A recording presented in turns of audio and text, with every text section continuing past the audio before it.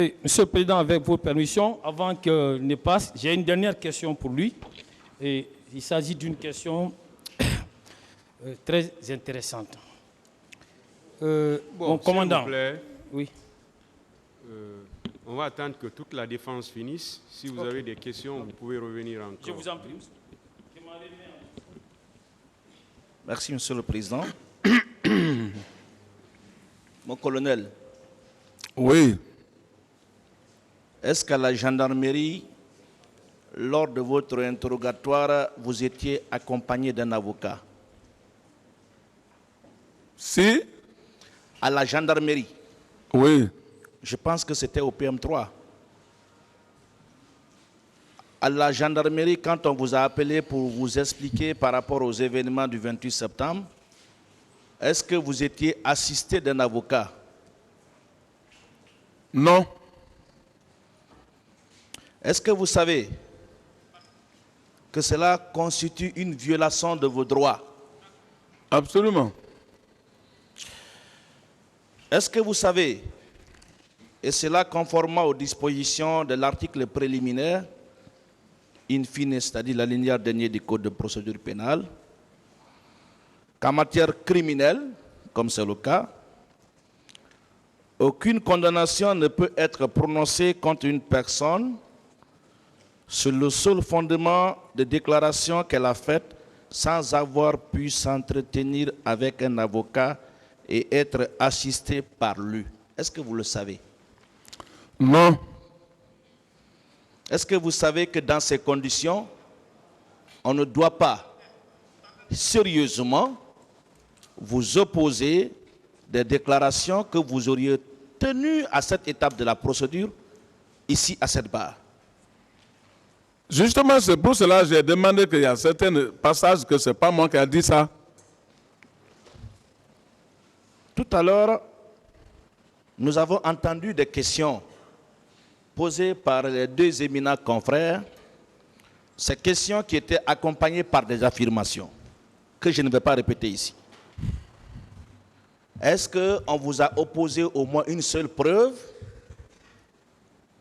qui soutient les affirmations qui ont accompagné les questions à vous poser ici? Non. Alors, selon vous, est-ce que le tribunal doit prendre au sérieux une affirmation qui ne se repose sur aucun élément de preuve?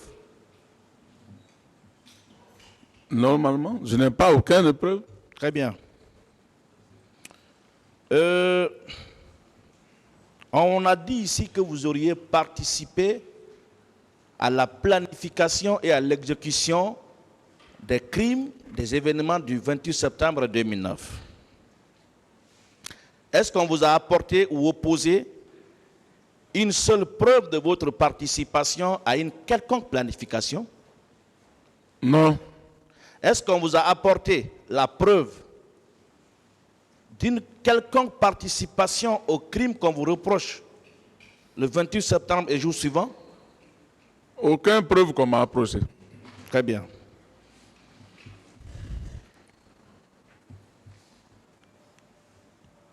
Nous avons tous entendu ici le tribunal, toutes les parties à cette procédure, le ministère public, la partie civile, la défense, le récit de Toumba à la barre de ce tribunal. Toumba a déclaré, après avoir fait tout le tour, pris les leaders, les déposés, ainsi de suite, retour. Il a déclaré vous avoir vu à Amdalaï, loin du stade. Alors, selon vous, est-ce que possible de commettre des crimes au stade alors que le principal acteur, qui n'est autre que Toumba, après les faits, après les crimes du stade, vous a rencontré loin du stade? Est-ce que c'est possible ça? C'est pas vrai, c'est pas possible. Très bien. Je veux savoir, mon colonel, entre le président de la République, une question toute bête, entre le président de la République et le chef d'état-major des armées. Qui commande l'autre? C'est le président de la République. Alors, entre les consignes du président de la République et celles du chef d'état-major des armées, qui doit prendre le dessus sur l'autre? C'est les ordres du président qui prennent dessus sur l'autre. Est-ce que vous savez que vous êtes là pour les événements du 28 septembre et uniquement les événements du 28 septembre et non ce qui s'est passé le 3 décembre et non ce qui s'est passé avant le 28 septembre et non ce qui s'est passé avant le 22 décembre 2008? Moi, ce qui m'a fait venir ici, c'est l'agitation du 28 septembre. Très bien. Alors si on s'éloigne des infractions liées aux événements du 28 septembre pour vous poser des questions qui n'ont rien à voir avec le 28 septembre, n'est-ce pas de la diversion? Bien sûr. Très bien. Savez-vous qu'en matière de crimes ou de délits flagrants, que toute personne a qualité pour appréhender l'auteur et le conduire devant l'officier de police judiciaire le plus proche? Vous le savez? Bien sûr. Est-ce que vous le savez que même un civil qui n'est même pas armé, à plus forte raison, vous, a la qualité d'appréhender toute personne auteur d'un crime ou délit flagrant? Et je vous rappelle que c'est cela conformément à l'article 116 de l'actuel Code de procédure pénale et 71 de l'ancien Code de procédure pénale, à l'attention de mon professeur. Est-ce que vous le savez, mon colonel? Si. Très bien. N'est-ce pas ce que vous aviez fait en recherchant, pendant d'ailleurs cette période exceptionnelle, des auteurs de crimes flagrants dont des militaires indisciplinés et armés?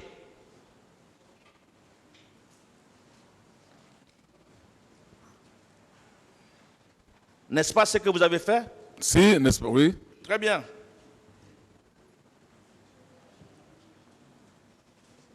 N'est-ce pas ce que vous aviez fait également comme tout bon soldat républicain, comme tout officier fidèle à son serment,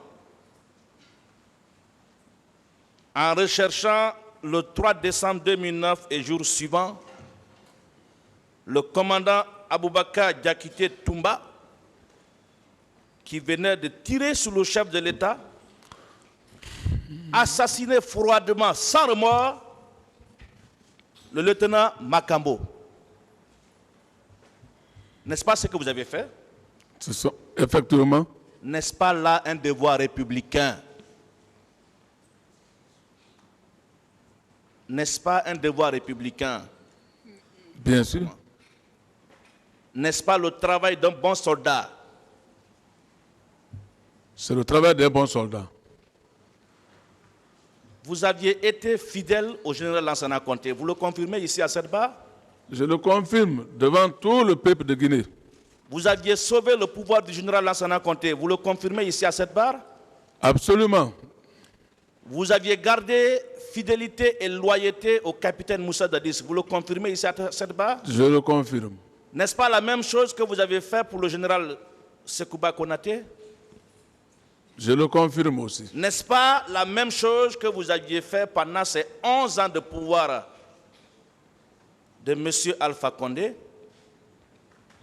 Je le confirme. Si vous n'étiez pas un bon soldat, loyal, exemplaire, est-ce que vous auriez gardé tout le mérite, tous vos privilèges de décembre 2008 jusqu'au 5 septembre 2021?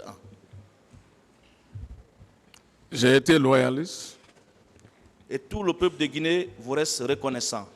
Bien N'en sûr. déplaise à vos détracteurs. Ceux qui se reconnaissent. Alors, selon vous, mon colonel, quelqu'un qui tire sur un chef d'État en fonction, quelqu'un qui assassine froidement un aide de camp qui est venu sauver un chef d'État et qui vient ici à cette barre assumer pleinement ses crimes, doit-il être pris au sérieux comme un soldat modèle? Normalement, Est-ce qu'une telle personne n'est pas capable de tirer sur une population civile non armée? s'il a été capable de tirer sur un président, mais il sera capable de tirer sur la population aussi. Alors, est-ce que ça vous surprend que le nom du commandant Aboubakar Diakité, alias Toumba, soit cité par tout le monde comme étant le commanditaire et l'exécutant des crimes perpétrés le 28 septembre et jour suivant? Est-ce que ça vous étonne? Ça ne m'étonne pas. Très bien. Est-ce que vous êtes au courant que dès après votre incarcération que nous qualifions d'illégale, et nous allons le contester toutes les fois qu'il est nécessaire, que le commandant Toumba s'est approché du président Dadis à la maison centrale? Mais bien sûr, Est-ce que vous vous souvenez de ce qu'il lui avait dit? bon, moi je ne me souviens pas parce que j'étais à distance assis. Il a été dit qu'il a présenté des excuses au président Dadis pour tout ce qui s'est passé et même soutenu que des gens l'avaient commandité pour charger le président Dadis. Est-ce que vous avez entendu parler? Bon, moi, comme je n'étais pas à côté de eux, donc j'étais à côté, mais pas très proche. Mais il a quand même arrivé à causer là-bas beaucoup de mots. Qui est parti vers l'autre? Mais celui qui est venu nous trouver là-bas au véranda. Très bien. Vous ne trouvez pas contradictoire qu'on dise ici à la barre de ce tribunal que des recrues de Kalea étaient regroupées au camp Faya et qu'on vienne après dire non, les mêmes recrues étaient regroupées dans un hôtel? Vous ne trouvez pas cela contradictoire, mon colonel? C'est contradictoire. Mon colonel, est-ce qu'on a besoin, nous connaissons quand même les conditions dans lesquelles les soldats guinéens sont formés, est-ce qu'on a besoin d'entacher des recrues dans un hôtel avant de les envoyer sur un centre de formation, dans un centre de formation? On n'a pas besoin de ça. Est-ce que de 85, date de votre intégration dans l'armée, jusque là où vous êtes, vous avez une fois appris que des recrues ont transité dans un hôtel avant de se retrouver dans le centre d'instruction? Je n'ai jamais entendu ça, ni voir, ni vu. Très bien. Est-ce que on vous a une fois confondu, c'est-à-dire on vous a mis en face à face, avec une partie civile, une victime, un plaignant, pour discuter de tout ce qu'on est en train de vous reprocher ici? Jamais. Est-ce qu'on vous a opposé une seule preuve de tout ce qu'on vous reproche ici? De près et de loin, aucun civil m'a montré une preuve concernant moi, même mes hommes. Est-ce qu'on vous a une fois, lors de votre interrogatoire, à plus forte raison une confrontation qui n'a jamais existé, donné les noms, les prénoms et le nom des personnes que vous auriez séquestrées, blessées ou administrées des coups? Non. Est-ce qu'on vous a une fois montré un scellé indiquant que ce sont vos armes ou ce sont les armes de vos subordonnés qui ont été utilisées au stade et les jours suivants? Non. Est-ce qu'on vous a une fois montré ou indiqué le lieu de situation d'une fosse commune où des cadavres auraient été enterrés? Non. Savez-vous qu'il existe au dossier de la procédure des témoignages des chefs de quartier, des riverains, des lieux qui sont indiqués comme étant endroits où des corps ont été enfouis? Est-ce que vous saviez qu'il y a des témoignages qui soutiennent le contraire, qui disent que ces fosses communes n'ont jamais existé? Est-ce que vous le savez? Non. Je vous le confirme maintenant que ça y est au dossier que ces fosses communes n'ont jamais existé.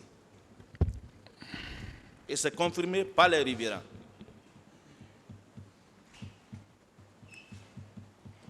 Est-ce qu'on vous a montré une seule fois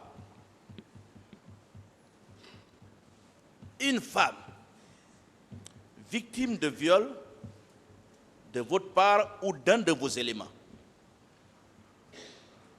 Une femme qui vient dire c'est Pivi qui m'a violé ou qui a ordonné de me violer, ou que c'est tel élément de Pivi qui m'a violé ou qui a ordonné de me violer. Est-ce qu'on vous a une fois montré une telle victime? Non. Très bien. Il y a une question qui a été posée ici, puisque le tribunal l'a laissé poser, nous allons y revenir. Un confrère de la partie civile a déclaré que des manifestants auraient été arrêtés et conduits à Massanta pour des cérémonies rituelles, pour des sacrifices. Est-ce qu'on vous a apporté la preuve d'une telle déclaration? Non. Vous ne vous sentez pas choqué d'une telle affirmation sans preuve? Si, ça me choque. N'est-ce pas, ça attaque votre identité? N'est-ce pas, ça attaque votre dignité? Si. N'est-ce pas, ça porte atteinte à votre personnalité? Si. Est-ce que vous admettez une telle affirmation? Non. Très bien. Est-ce qu'on vous a donné les noms des victimes qu'on aurait transportées ou déposées à Massanta pour cette fin? Non. Est-ce qu'on vous a apporté la preuve de cette affirmation? Rien. Très bien. Alors, on a entendu beaucoup de choses ici. Moi, je comprends votre sagesse, votre devoir de soldat, le fait de vous abstenir d'aborder certains points, certaines choses, mais je veux vous inviter à en parler quand même. De 2008 à 2009, est-ce que Toumba faisait le poids devant vous? Non, il n'a jamais fait un mouvement devant moi. Ce n'est que des commissions. Est-ce qu'il pouvait, en décembre, avant même décembre 2008, est-ce qu'avant décembre 2008, il pouvait s'arrêter devant vous et vous contredire? Il n'était même pas connu. Est-ce qu'en décembre 2008, il a pesé lourd devant vous? Rien. Très bien. Alors,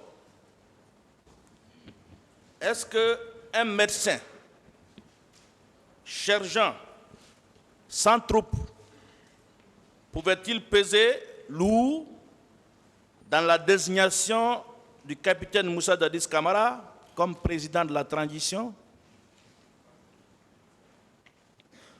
Est-ce que lui pouvait peser lourd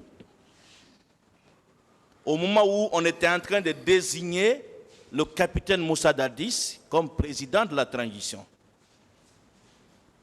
Lui n'était même pas dans notre collimatoire.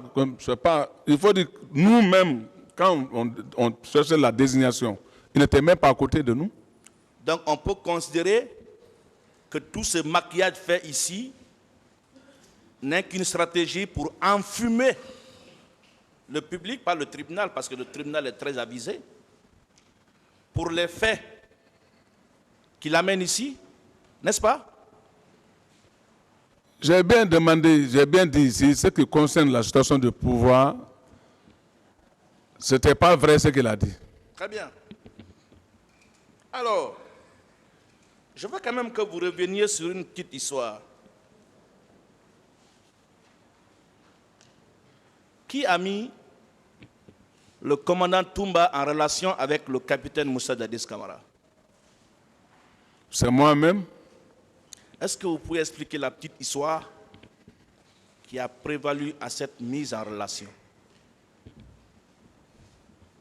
Effectivement, j'ai bien dit, bon, c'était au BQG. Quand il m'a rencontré, il dit, ah, grand maître, j'ai ma maman qui est malade. Il faut que vous allez m'aider pour que je puisse voir le capitaine Dadis. J'ai dit, ah, non, là, vraiment, si ta maman est malade, ça c'est notre maman. Donc, je vais essayer d'en parler au capitaine.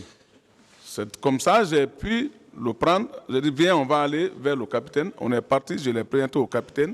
J'ai dit, voilà l'un de mon sportif, mais franchement, sa main est gravement malade. Vous devez le secourir. Et il a fait, n'est-ce pas? Et le président a dit qu'il n'y a pas de problème. Je vais essayer de faire mon devoir, puisque toute personne que vous me présentez, relevant de vous, il n'y a pas de problème. Et il a été secouru. Il a été secouru, Oui. n'est-ce pas? Vous n'êtes pas d'accord avec moi que le bienfait a été répandu par le mal? Justement, c'est pour ça que même moi-même, j'ai senti cela. J'ai dit que, mais moi qui l'a montré au capitaine, finalement, même au régiment, il m'a dévié. Est-ce que vous confirmez ici, à la barre de ce tribunal, que Toumba avait la confiance du chef de l'État plus que vous-même jusqu'au 28 septembre 2009?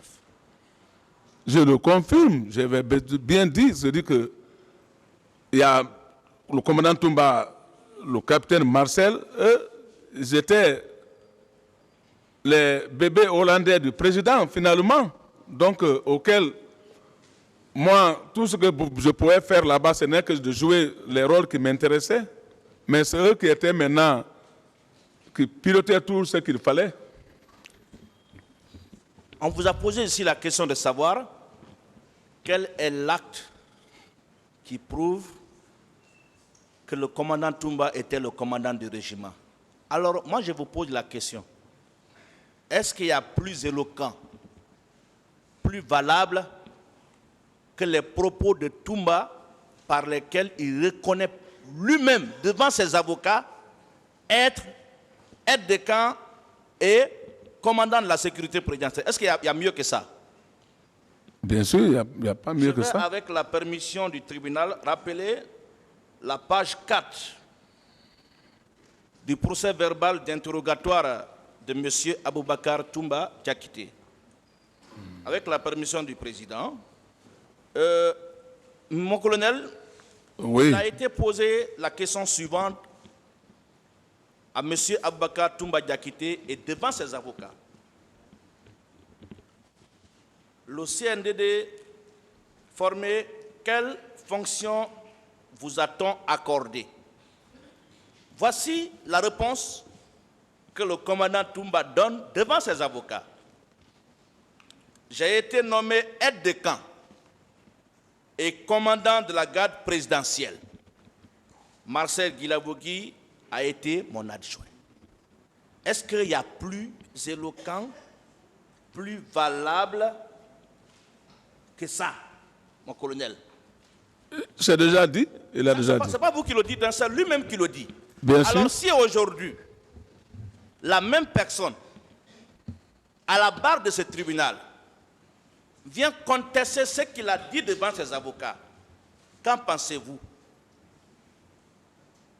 Là, c'est la justice qui a le dernier mot. Alors, vous qui étiez au camp, vous qui l'avez plus ou moins côtoyé, avez-vous eu connaissance d'un certain Ibrahim Sano? Si Ibrahim Sano, Oui. qui fut le chef d'état-major, Non, il y avait un certain, un autre Sano qui n'était pas le chef d'état-major. Je ne sais pas. Il y avait aussi un certain Yassine Baldé. Vous l'avez connu? si j'ai connu Yassine Baldé. Est-ce que vous avez connaissance? Et je pense que cela a été produit ici, communiqué aux autres. Yassine Baldé, effectivement, c'était, si j'ai bonne mémoire, c'était le garnison du régiment. Voilà. Est-ce que vous avez connaissance d'un document?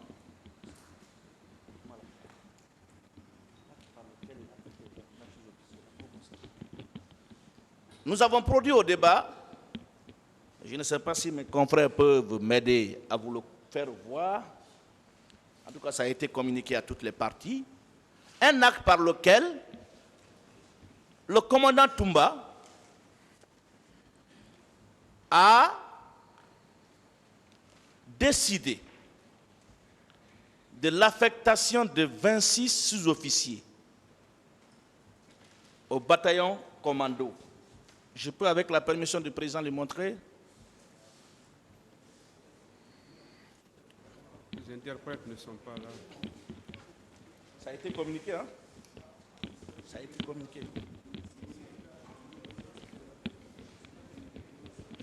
Ça a été communiqué ici lors de l'interrogatoire de C.C. Raphaël.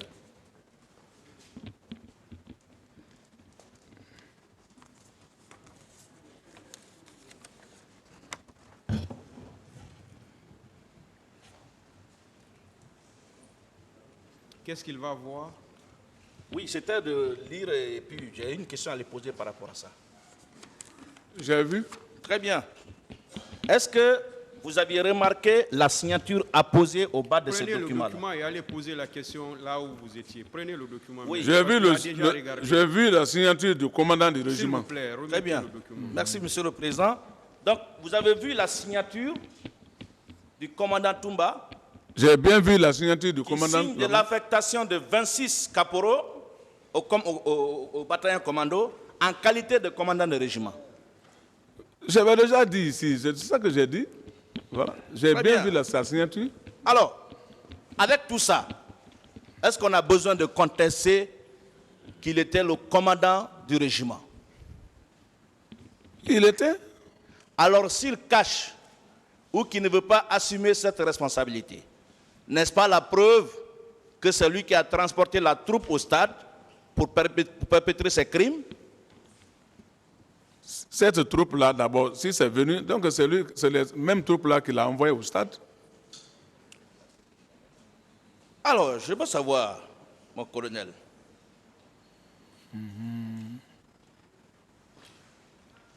est-ce que vous êtes d'accord avec moi qu'à l'époque des faits, il y avait des éléments indisciplinés et incontrôlés au camp Alpha Yaya? Bien sûr. Est-ce que vous pouvez nous dire dans quel camp ou dans le camp de qui se trouvaient les éléments incontrôlés et indisciplinés? C'était dans le camp du régiment, Très bien. Dirigé par qui? dirigé par le commandant Toumba. Très bien. Est-ce que le commandant Toumba détenait un véhicule de fonction, c'est-à-dire un véhicule affecté à lui par le président de la République? Moi, je le voyais avec des véhicules. Ces véhicules-là étaient des véhicules personnels achetés par lui-même ou des véhicules affectés à lui par l'État, à travers le chef de l'État? Moi, je l'ai toujours vu avec des véhicules, des pick-up, ainsi de suite. Je ne sais pas si le président l'a payé un véhicule. Alors, c'est lui qui vient dire ici qu'il n'avait pas de véhicule de fonction. Vous croyez en ça? Tous ceux qui l'ont vu marcher à Conakry ici, ils savent combien de véhicules qui le supportent, qui étaient derrière lui. Oui ou non, le commandant Toumba drainait une troupe bien armée? Très bien. oui ou non, il drainait cette troupe bien armée, même en dehors des déplacements du président de la République. Oui. Oui ou non, Toumba lui-même se promenait très armé. Oui. Est-ce que vous pouvez, de façon sommaire, décrire au tribunal le cortège de Toumba toutes les fois qu'il se déplaçait? Bon, moi, ce que je voyais, il avait certaines pick-up, de fois 3 à 4 pick-up derrière lui. Est-ce qu'il lui Est-ce que arrivait de se promener? Vous pouvez maintenant revenir aux faits, mais il est Monsieur le poursuivi pour Président, certains je suis dans les faits. faits. À ce que je cherche, les confrères n'ont pas été interrompus, même quand ils étaient en dehors des faits. Le Mais tribunal moi, je peut suis dans les faits. interrompre n'importe qui. Oui, monsieur le Président. Si vos confrères n'ont pas été interrompus, c'est parce qu'ils étaient dans la logique de poser des questions qui étaient en relation avec les faits. Sinon, ça a un lien avec les faits, monsieur le Président. Je sais Allez pourquoi je poser pose des mes questions maintenant en lien avec les faits. Je pose des questions en lien avec des faits. monsieur le Allez-y Président. alors. Merci. Est-ce qu'il est arrivé une seule fois? Parce que je pose la question puisque Toumba a déclaré avoir été au stade avec un seul pick-up. C'est l'intérêt de ma question, monsieur le Président, par rapport au cortège. Allez-y, maître. Voilà. Est-ce qu'il est arrivé une fois de constater ou qu'on vous rapporte que Toumba s'est déplacé avec un seul véhicule? Non. Est-ce que vous croyez en Toumba quand il dit qu'il s'est rendu au stade avec un seul véhicule, sans garde-corps? Bon, moi, je ne peux pas le croire, parce que comme je n'étais pas là-bas. Vous connaissez l'usine militaire située dans l'enceinte du camp Al-Fayaya? Bien sûr. Est-ce que habituellement des civils ne venaient pas en grand nombre se regrouper là avec l'espoir de se faire enrôler dans l'armée? Bon, souvent, il y avait toujours des gens, des civils autour du camp. Qui venaient pour? Beaucoup venaient là-bas pour les donner un coup de main, pour les aider. Est-ce que des gens ne venaient pas au stade civil, pas au stade, au camp, des civils qui venaient courir, démarcher pour se faire enrôler dans l'armée? Est-ce que des gens comme ça, ça n'a pas existé? Il y en avait beaucoup de gens qui demandaient comment il faut intégrer l'armée. Très bien. Alors, est-ce que selon vous, ce n'est pas à ce groupe-là que certainement tout le monde est en train de se référer pour dire qu'il y avait des recrues de Kaléa qui se regroupaient là au stade, qui venaient par-ci, par-là, ainsi de suite? Ça ne peut pas être ça, mon colonel? Ah bon, le camp était entouré, il y avait tout le temps des civils qui venaient là-bas. Moi, je ne peux pas identifier que ça, tel groupe est destiné pour Kaléa ou quoi, mais ils étaient hors du camp. Nous, Donc, on les voyait souvent. il n'y avait pas que des militaires au camp, n'est-ce pas? Les militaires seulement qui étaient au camp, au régiment. Au régiment, n'est-ce pas? Oui. Maintenant, dans le grand camp, est-ce que des civils venaient? Ah, les civils étaient tout le temps au camp faire là-bas. Très bien. Je n'ai pas besoin de vous demander si vous connaissez le camp Kamayen, Tombo, le groupement d'intervention rapide de 36 et Koundara.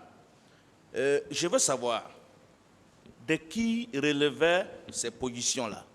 Kamayen, Tombo, le groupement d'intervention rapide de 36 et Koundara. De qui relevaient ces positions? Toutes ces unités relevaient du salon. Et le salon était dirigé par qui? Par le commandant Toumba. Très bien. Très bien. Qui nommait les responsables de ces positions?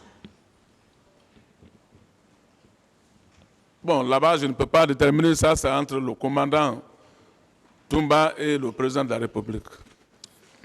Je suis tombé sur une vidéo de votre intervention après le 3 décembre, quand vous parliez du régiment du 28 septembre et de la discipline qu'il fallait désormais instaurer. Est-ce que vous vous souvenez de cette sortie que vous avez faite, ce grand rassemblement que vous avez organisé au camp Al-Fayaya? Est-ce que vous vous souvenez? Bien sûr.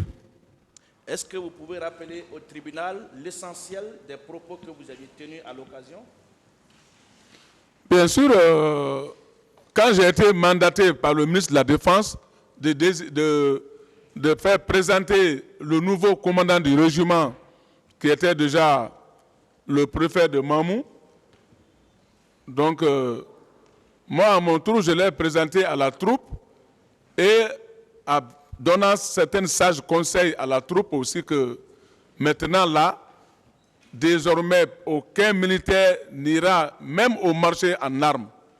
Plus forte raison, dans la rue en armes. Est-ce que vous, en tant qu'officier supérieur de l'armée guinéenne, depuis plus de 30 ans de service, est-ce qu'il est possible de former des recrues en moins d'1 mois et demi et les envoyer en mission? Non. Ce n'est pas possible. Vous connaissez bien le commandant Aboubakar Toumba Diakité mieux que quiconque ici dans cette salle à ma connaissance. Est-ce que vous pouvez nous dire succinctement ce que vous savez de la personnalité du commandant Aboubakar Toumba Diakité?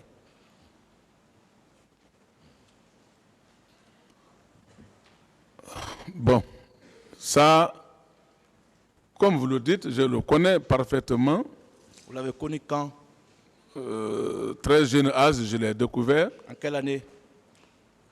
Oh bon, ça c'est, prenons dans les années 80 comme ça. Il était comment? Sage, calme, poli?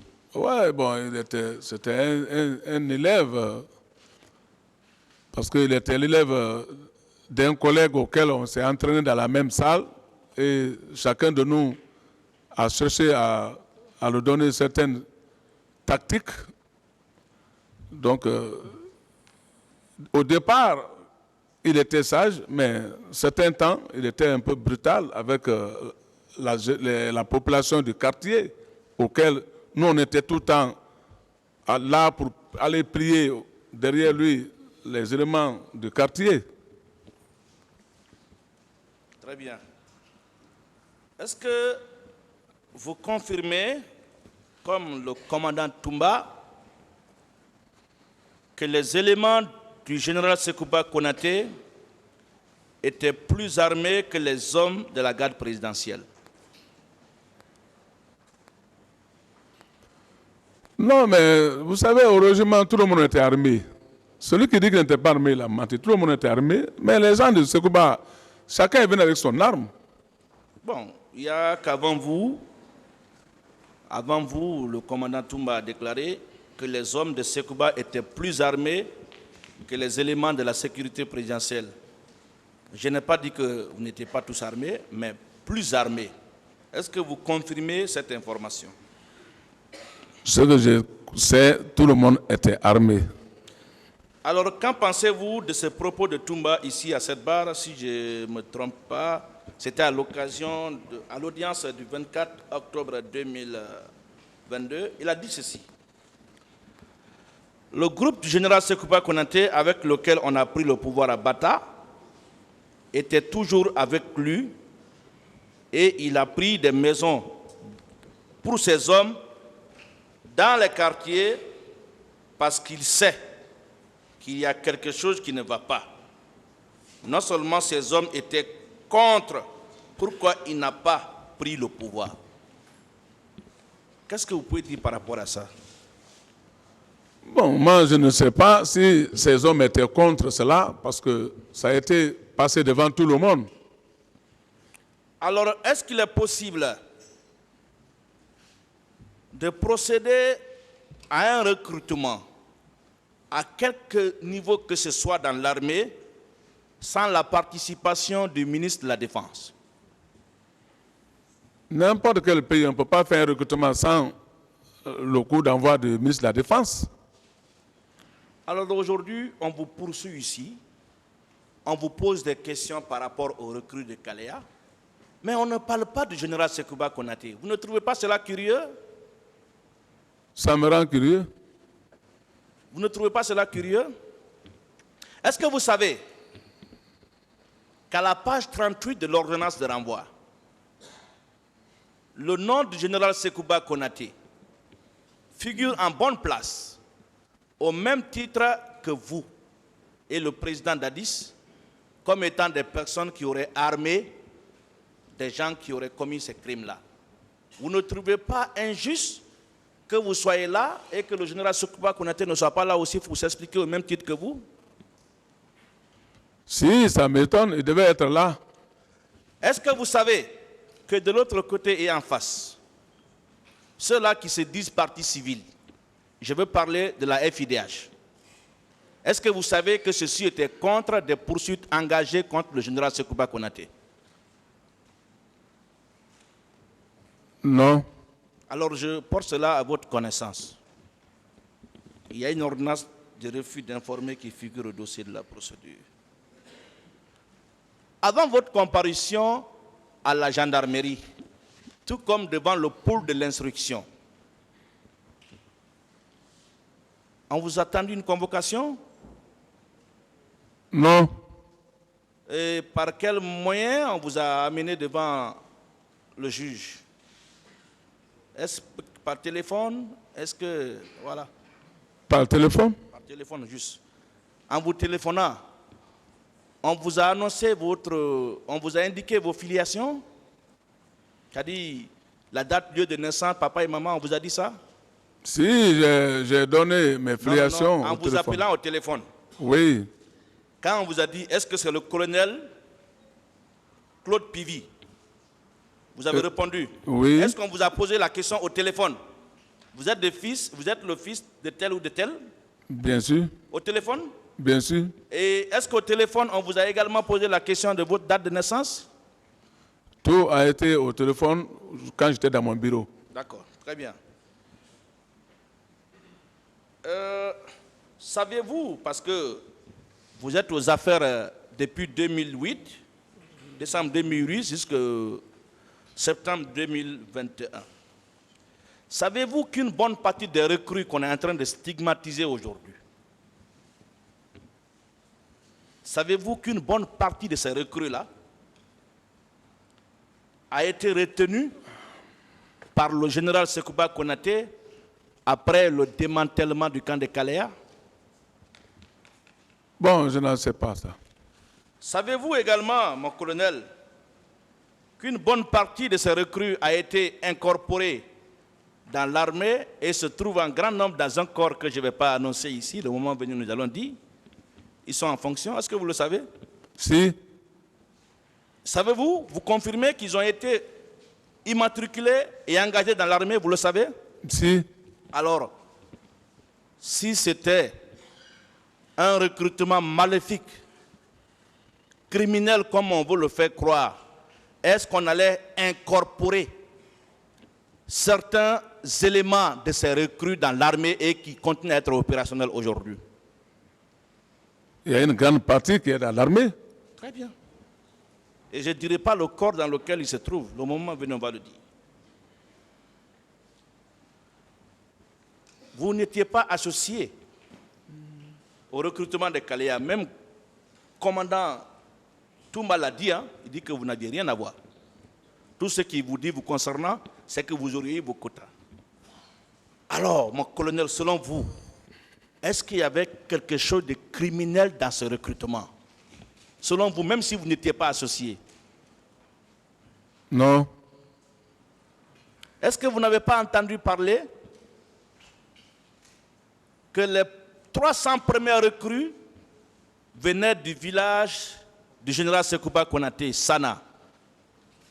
Vous n'avez pas entendu parler de ça? Si, j'avais entendu parler de ça. Est-ce que vous savez qu'ils ont été transportés dans des minibus qu'on appelle Toyota Yaris? Bon, de toute façon, j'avais bien entendu ce mouvement de recrutement là-bas. Est-ce que dans ces conditions, vous trouvez sérieux, juste, qu'on vient de dire ici, que c'était des recrues venant d'une seule communauté? Non. Très bien.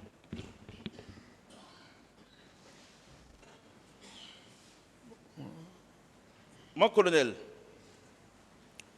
après le 3 décembre, est-ce que vous confirmez que le général Noucham a fait une descente musclée? Est-ce que vous voulez attendre, maître, s'il vous plaît? Oui. Ouais, je vais me mettre en l'aise. Oui. Je vous ai dit vos droits. Hein.